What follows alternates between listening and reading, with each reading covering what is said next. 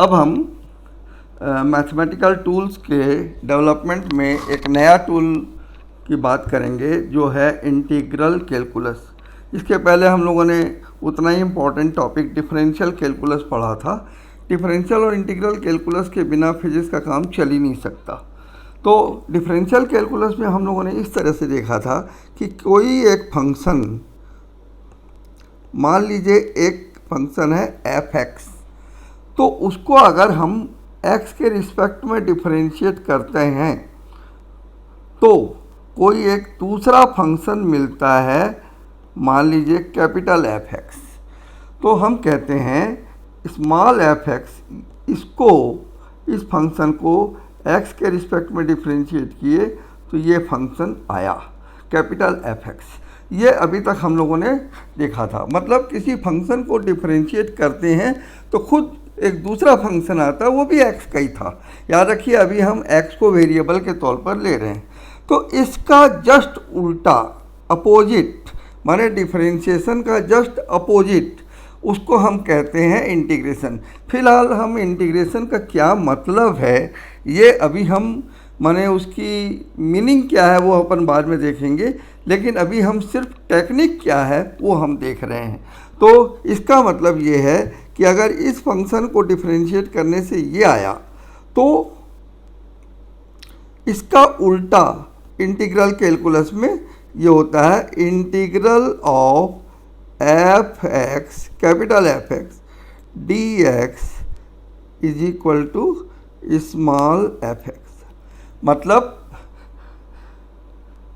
इसको डिफरेंशिएट करने से ये आता है तो इसको इंटीग्रेट करने से ये आएगा, मतलब जस्ट अपोजिट। तो ये इंटीग्रल का साइन है, मतलब ये जो दिख रहा है ये इंटीग्रल का साइन है, और जिसके रिस्पेक्ट में इंटीग्रेशन हो रहा है वो x, ये डी एक्स लिखने का मतलब है हम x के रिस्पेक्ट में इंटीग्रेशन कर रहे हैं, और जिसको इंटीग्रेट कर रहे हैं वो ये है, और जो रिजल्ट हमें मिल रहा है वो ये है। तो हम कहेंगे कैपिटल एफ एक्स का x के रिस्पेक्ट में integration F x, small f x आया। ये कुल मिला के डेफिनीशन का काम कर रही है।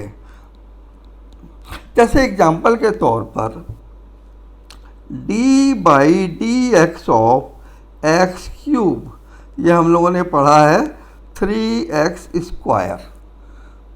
तो इसका अपोजिट ये होगा कि integral of 3x square d x is x cube.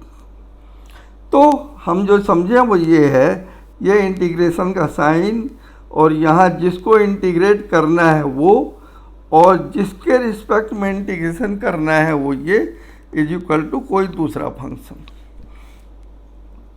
तो इसको हम इंटीग्रेंड कहते हैं।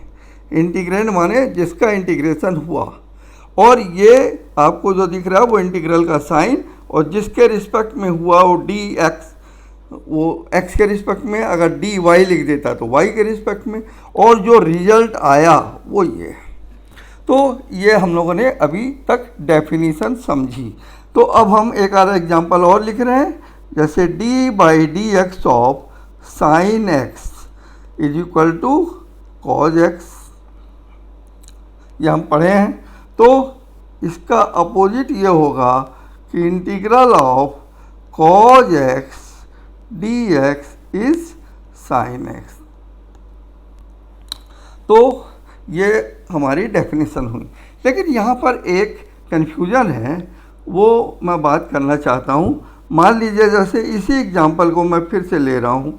मान लीजिए मैं कहता D by d x of x cube plus, मान लीजिए कांस्टेंट सी, ये सी कुछ भी हो सकता है, 5, 10, 100, 200, पाई, 0, जो भी। तो अगर मैं इसको डिफरेंशिएट करने बोलूँ तो आप क्या करेंगे?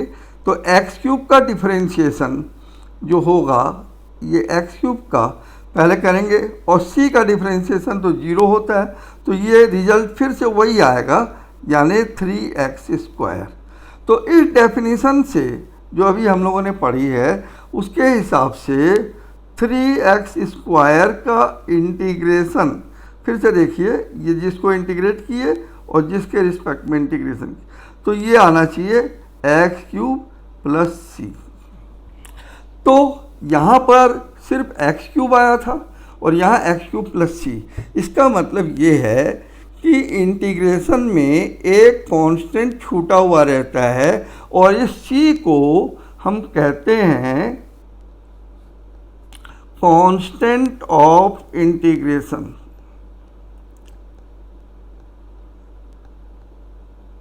कांस्टेंट ऑफ इंटीग्रेशन मतलब यह है कि किसी फंक्शन को इंटीग्रेट करने पर एक c हमेशा लिखना चाहिए और इसे हम कांस्टेंट ऑफ इंटीग्रेशन कहते हैं। ये c कितना है ये नहीं मालूम।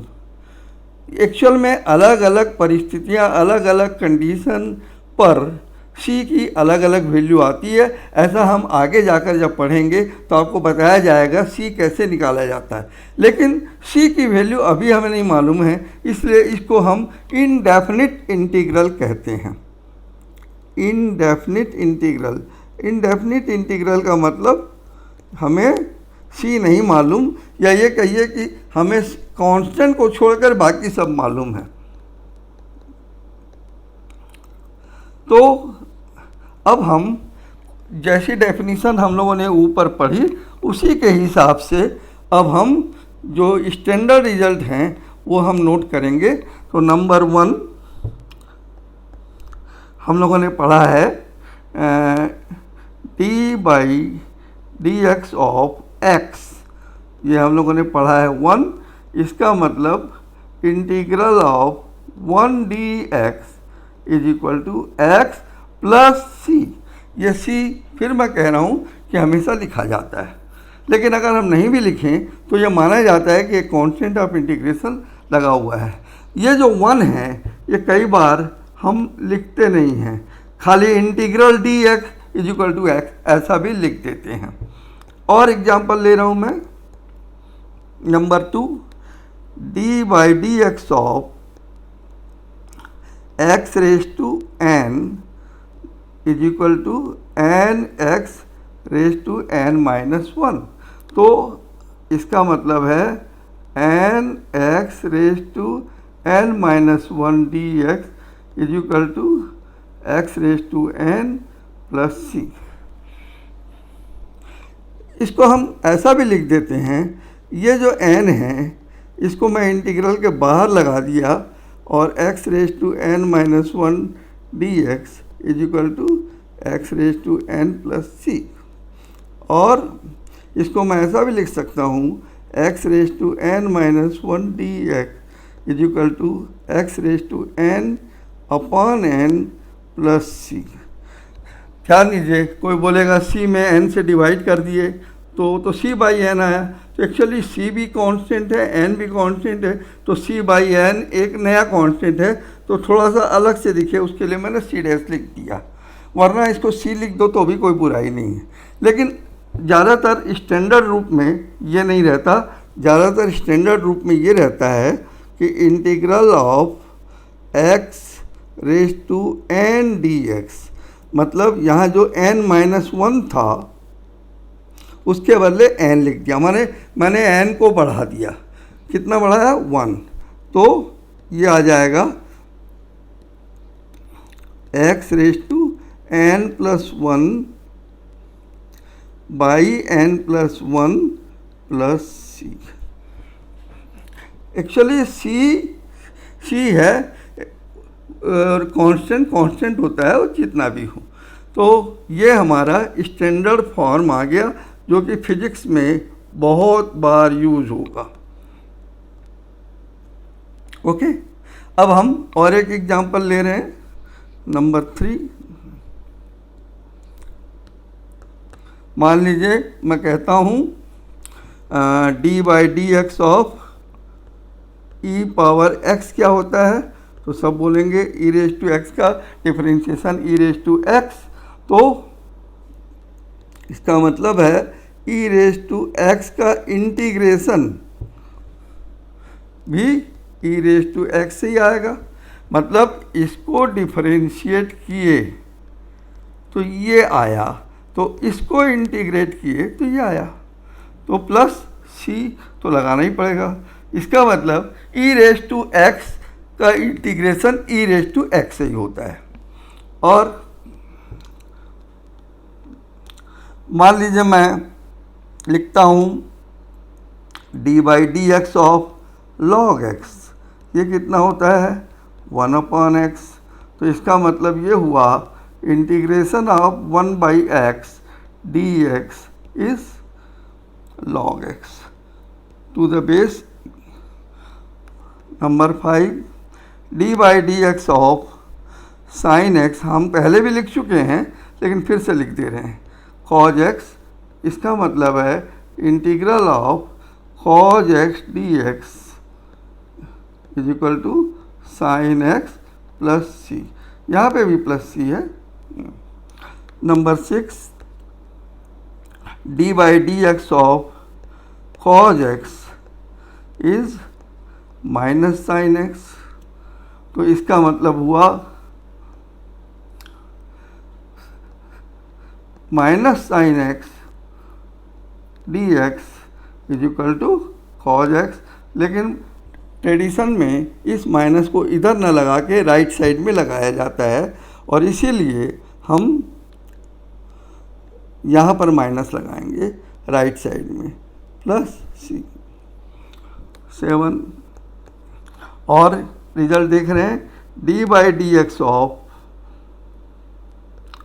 tan x is equal to sec square x. इसका मतलब है integral of sec square x d x is equal to tan x plus c. Next result 8 d by d x of sec x, हम लोग पढ़ चुके हैं, is equal to sec x tan x। तो इसका मतलब है integral of sec x tan x d x is equal to sec x plus C. इसी तरीके से सारे रिजल्ट हम लिख दे रहे हैं। जैसे हम लोगों ने ये भी पढ़ा था d by d x of sine inverse x, ये आया था √1/रूट ऑफ 1 माइनस एक्स स्क्वायर। तो इसको आगे मैं ऐसा लिख सकता हूँ integral of 1 minus x square d x is equal to sine inverse x plus c. Next d by d x of tan inverse x, ये था 1/1 प्लस एक्स स्क्वायर। इसका आगे इसका मतलब हुआ 1/1 plus x square d x is equal to tan inverse x plus C. ये अभी हम लोगों ने कुछ मेन रिजल्ट लिखे हैं। अब मैं इनको यूज़ करने का एक दो एग्जाम्पल दे रहा हूँ।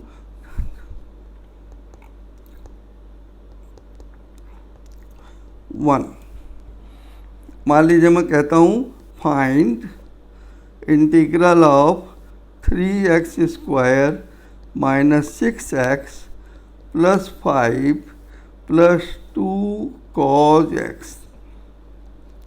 dx।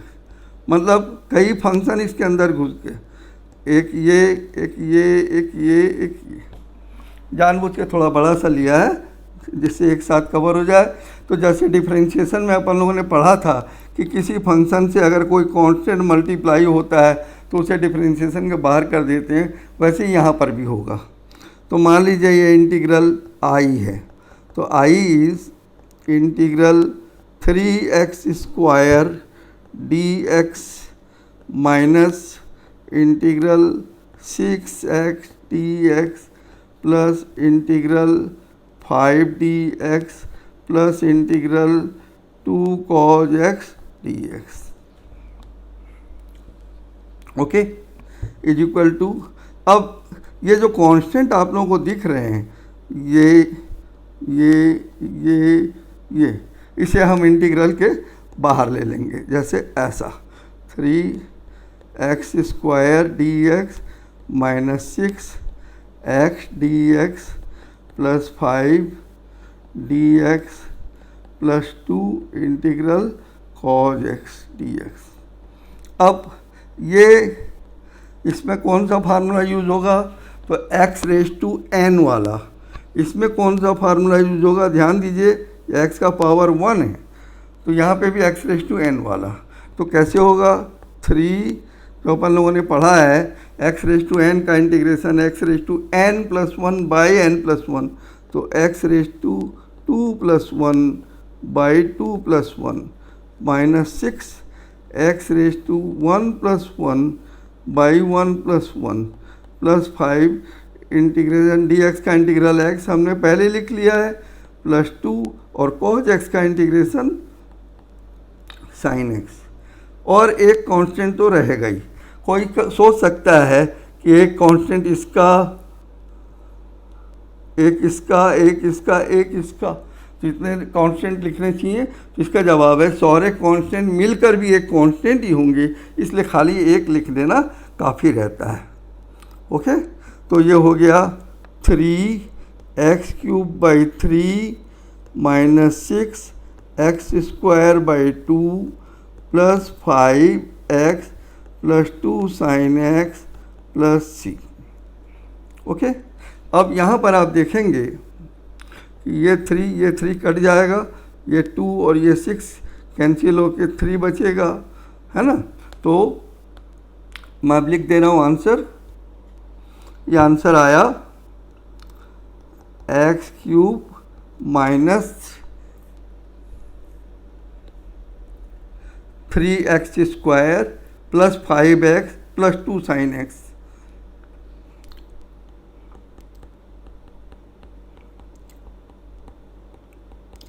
Plus c।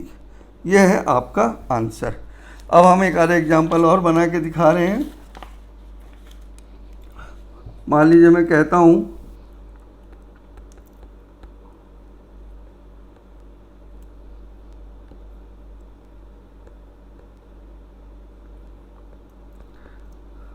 Find integral of x plus root x d x. ये बहुत ही सरल है, तो इसको मैं लिखूँगा x d x plus integral root x d x is equal to x।